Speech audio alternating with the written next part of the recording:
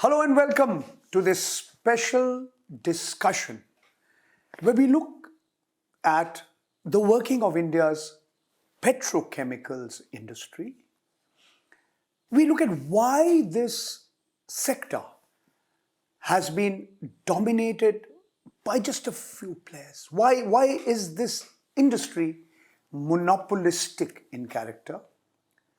And we're going to also look at how this sector may change in the near future with the entry of a new player. I'm very happy to welcome Om Prakash Singh, an engineer by training, currently an advisor to the non-government organization called the Center for Financial Accountability. OP, thank you so much for giving us your time.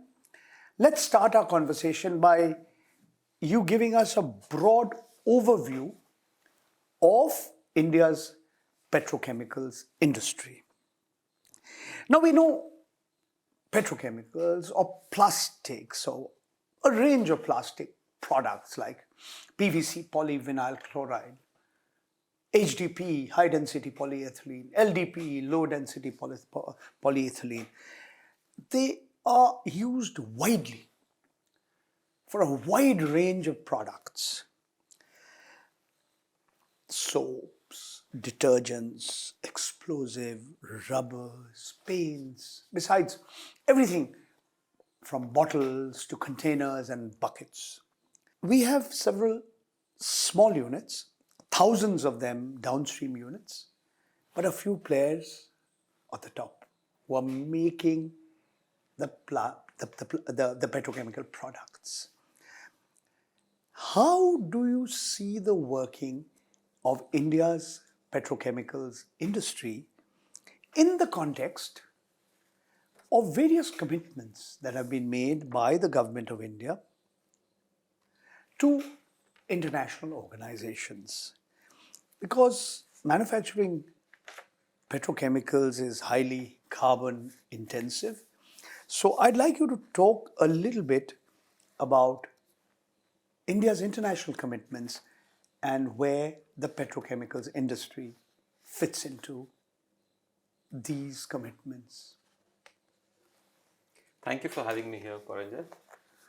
So, like you said, petrochemicals industry in India is very monopolistic or oligopolistic in nature, with a couple of players at the top who make the feedstock for all the other midstream industries which convert that into products that we use every day. Now, if you look at the industry, the pesticide and the fertilizer part is primarily owned by the government, PSUs.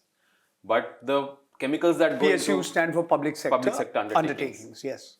But the material that goes, the petrochemical that goes into making materials like plastic, which you gave examples of, they are primarily manufactured by the private sector. And within that, it is mainly Reliance that is making most of the feedstock. In fact, they have monopoly on LDPE, the low density polyethylene. And you're talking here about Reliance Industries Limited, yes, which is actually India's biggest privately owned corporate entity, I would say a conglomerate, headed by one of India's richest men, Mukesh Ambani, who's also one of the world's richest men. Please continue. And the Jamnagar refinery complex is one of the world's biggest refining complexes. They say it's the biggest. They do say it's the biggest. Yes. And so a lot of the policies sort of are framed in a way that benefits the industry in both financial as well as regulatory terms, non-financial regulatory terms. So very recently we observed that there were duties that were imposed on certain chemicals that Reliance makes, which are feedstocks for other and their own industry. Those duties were removed by the government. I'm going to stop you here. I want you to talk and elaborate on these issues in greater detail. The duty structure on raw materials like PTA, purified terephthalic acid, or MEG, monoethylene glycol. But can we first talk a little bit about what are India's commitments to the rest of the world and where India's petrochemicals industry, how it fits in or does not fit in into India's commitments? Yes, please. Right. So India has committed to reduce its carbon intensity for the GDP by 45% by 2030. They have also said they will be net zero by 2070. To that effect, after the Paris Agreement, they have actually increased the taxes on petrol and diesel, even though we all know petrol and diesel are inelastic commodities. So just by increasing the price, the consumption will not go down. And Or not go down proportionately. not go down proportionately. You're talking about petrol, diesel. Yes, they're taxed at more than 60% today. Whereas plastic and other petrochemicals, which will be affected by pricing, they are to some large extent price sensitive, and this is seen in multiple studies across the world, not only in India, that if the price goes up, then the consumption goes down. The taxes are only around 12% to 18%, and they are within the GST framework. While we know that the emissions, both in terms of CO2 as well as methane, from the petrochemical industry is as bad as when crude oil or gas is used as a fuel. So petrochemical, we are saying, is essentially use of crude or natural gas to make materials, whereas when we use them as fuel, that's where the government has focused. Government, in fact, is trying to reduce the import of crude oil by increasing the ethanol blending in our petrol vehicles. And main reason given is that we want to reduce our import dependence. We all know that we import about 85 to 87% of our crude oil. But at the same time, the government is promoting the petrochemical industry.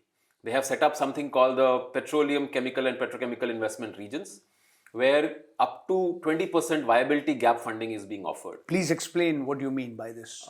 By themselves, the petrochemical industry may not be profitable, and therefore large players are reluctant to invest in petrochemical by themselves. So government has to step in and create the enabling infrastructure by which it becomes viable for this industry to sort of have a positive return on investment.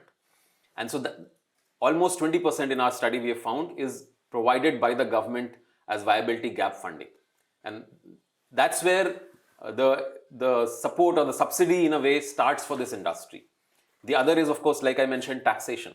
They only tax at 12 to 18%, whereas the kind of impact they have on climate or the environment is perhaps higher than when crude oil is used as fuel. Yet the government also says we are doing away with, one-time use plastic. I mean, the government claims that it's doing its best or trying very hard to encourage people to give up plastics, use biodegradable and natural products. But do you see a certain hypocrisy in the position of the government? Absolutely. First of all, the definition that the government uses for single-use plastic itself is flawed. They think that only when the single-use plastic is used by the end user, which is primarily street vendors and small shop owners, that is called SUP or single-use plastic. So the carry bags or the cutlery, balloons and all of these things they have put in the banned list. Straws. Straw is the only material that also gets used by large FMCG companies, the fast-moving consumer goods industries. Otherwise, if you see, all their packaging is single use, whether they use multi-layered packaging for biscuits or chips, or Amazon delivers their products in plastic bags. It doesn't matter if they are more than 120 micron. It is still single-use plastic. If it comes to me, I will cut open the packet and I'll throw it. Or they use thermocol for packaging, refrigerators and other white goods. All of that is single-use plastic. In fact, there is data to show that the items that are on the banned list constitute almost 2 to 3% of the overall plastic that is made, whereas single-use plastic is more than 50% in the country. So bulk of the single-use plastic is exempted from the ban.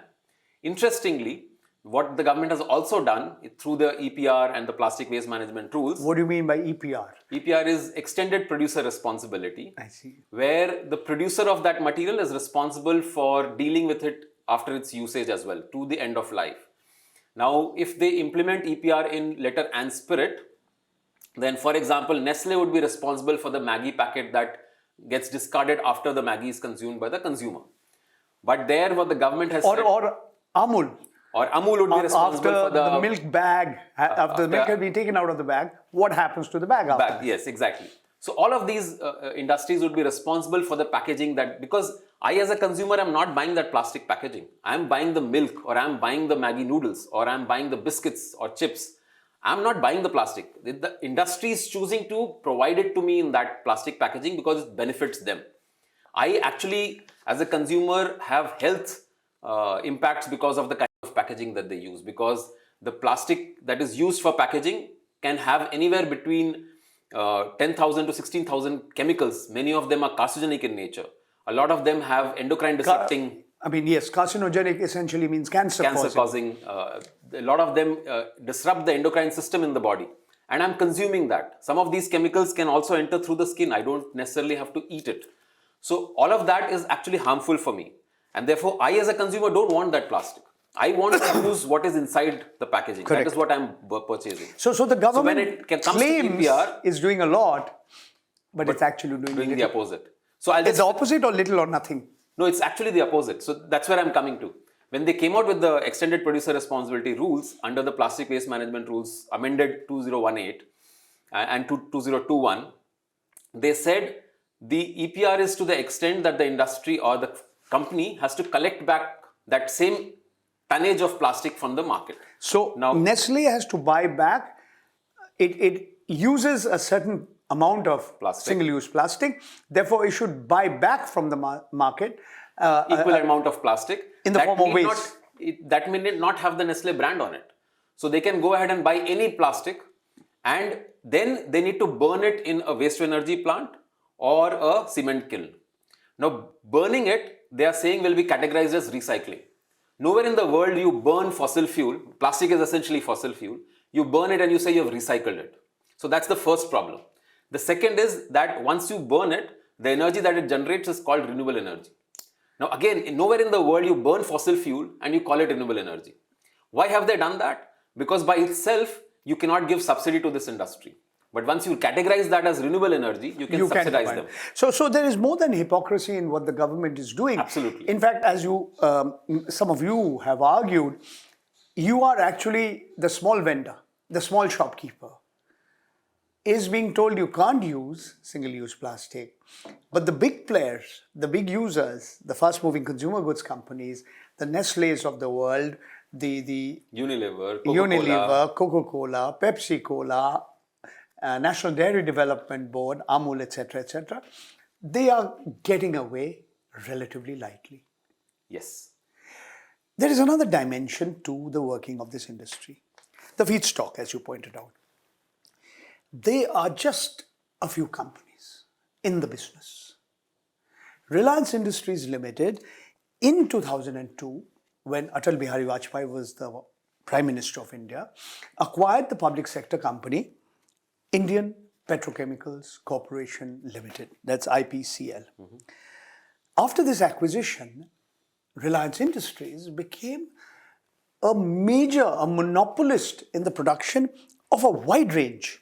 You talk about LDPE, low density polyethylene, polyethylene itself, polypropylene, polyethylene terephthalate, PET, PET, which is used for making plastic bottles and containers, as well as PVC, polyvinyl chloride. The other player is, of course, one of India's biggest public sector companies, Indian Oil Corporation. And the others are really in the margins. Yes. I'm talking about Mitsubishi in Haldia, their affiliate. What we have seen for a long time now, and there is a book by Hamish MacDonald, the Australian journalist, called The Polyester Prince. He's provided a detailed and a very compelling narrative of how government regulations and rules and customs duties pertaining to imports of raw materials that are essential for producing these plastic products, how they've been manipulated, changed to benefit Reliance Industries Limited. And even now when you see two widely used intermediates, MEG, that is monoethylene glycol, and PTA, purified terephthalic acid. These products, the import of these products, the duty structure, the way anti-dumping duties are levied or not levied by the Department of Commerce, the DGTR, the Directorate General of Trade Remedies, all seem to be biased in favor of these major players, notably Reliance Industries Limited and also Indian Oil Corporation. What are your comments? So if we go back to the 1980s when Reliance was still in the garments business and the fiber business and not yet producing polymers and petrochemicals, they were in support of reducing these duties so that they can import this at a lower cost from outside and therefore start getting a foothold in the fabric business or the garments business through the Vimal brand and some of the other brands. And they were competing with Bombay Dyeing directly then. And they were successful in influencing the government to reduce the duty so that they benefit from that business. Once they did the backward integration by setting up the Jamnagar refinery and buying out IPCL, they then decided to reverse the duty structure and start imposing these duties back so that other players do not do what they have done and do not benefit from a similar... Effectively shutting out potential competitors. Competitors, entrepreneurs, innovation as we call it. So they have basically killed the innovation in the industry after having done it themselves. And that's really not what capitalism in true form should be. This is basically a classic example of crony capitalism where the industry influences the policy to benefit themselves and monopolize the business. And so we see that playing out in the 80s and then again in 2000s when they got the monopoly. And then very recently, the government decided to do away with some of these tariffs and Reliance started feeling the pinch because the yarn and the fiber as well as the garment business, which is basically 40,000 medium, small and medium enterprises, MSMEs.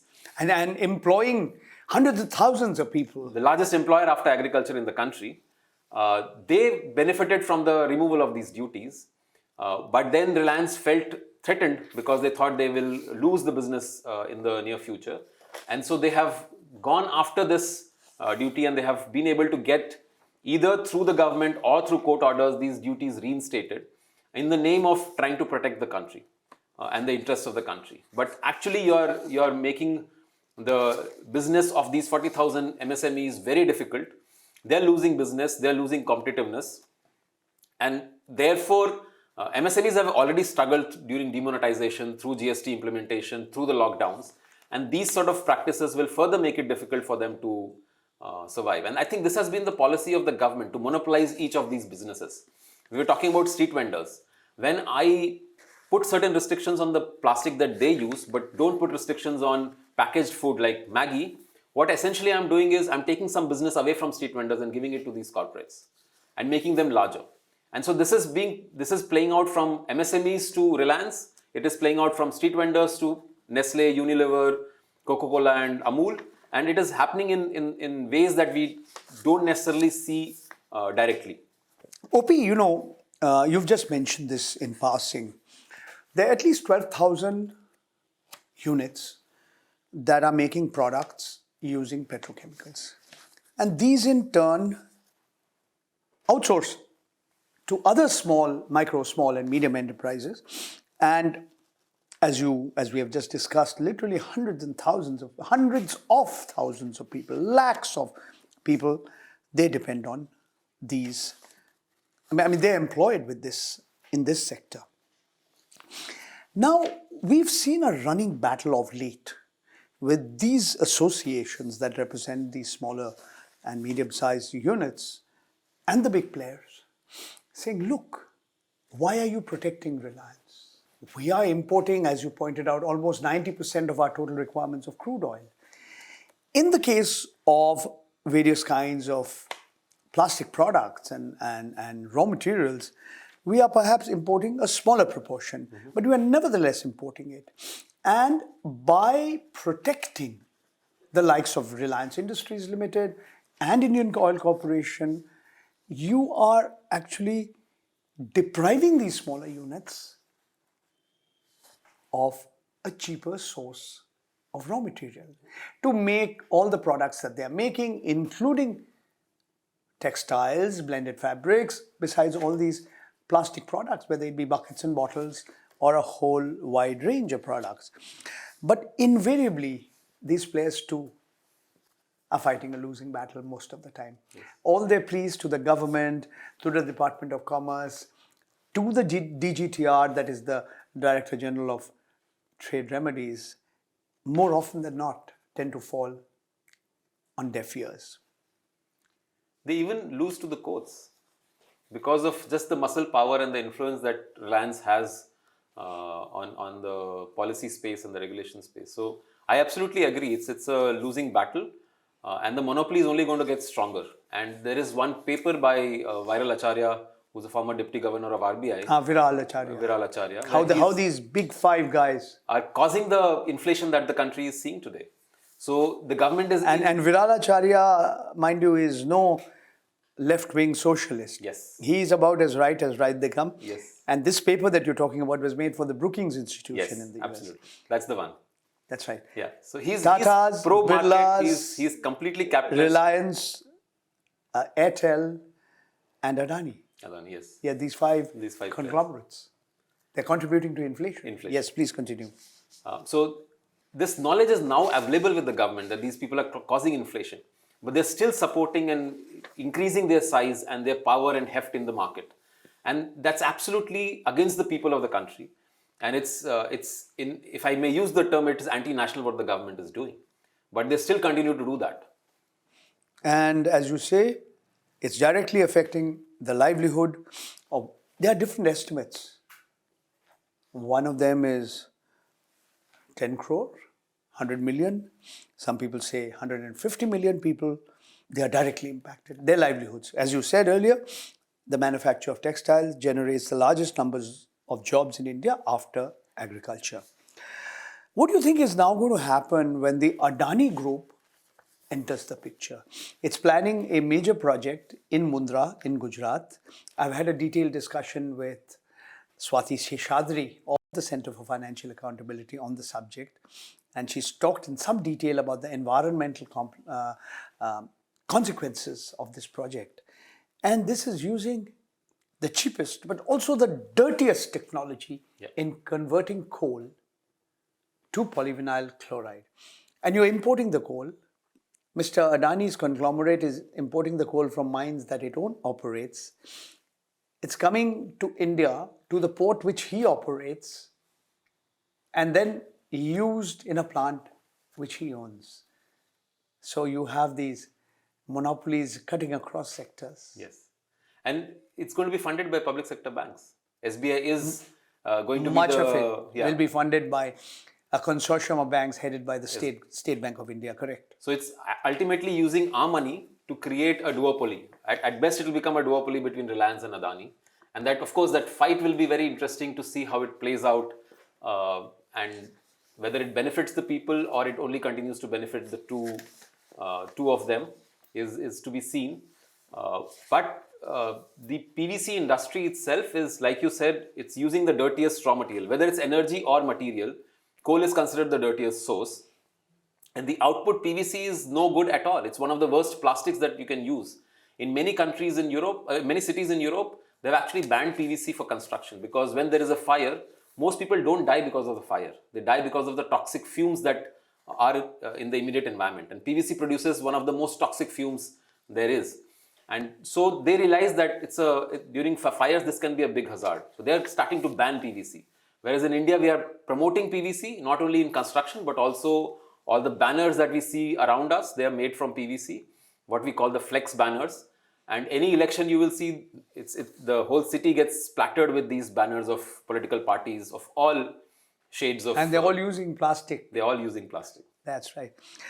My last question to you, and we'll sort of conclude on the note on which we began. We are generating huge amounts of plastic waste.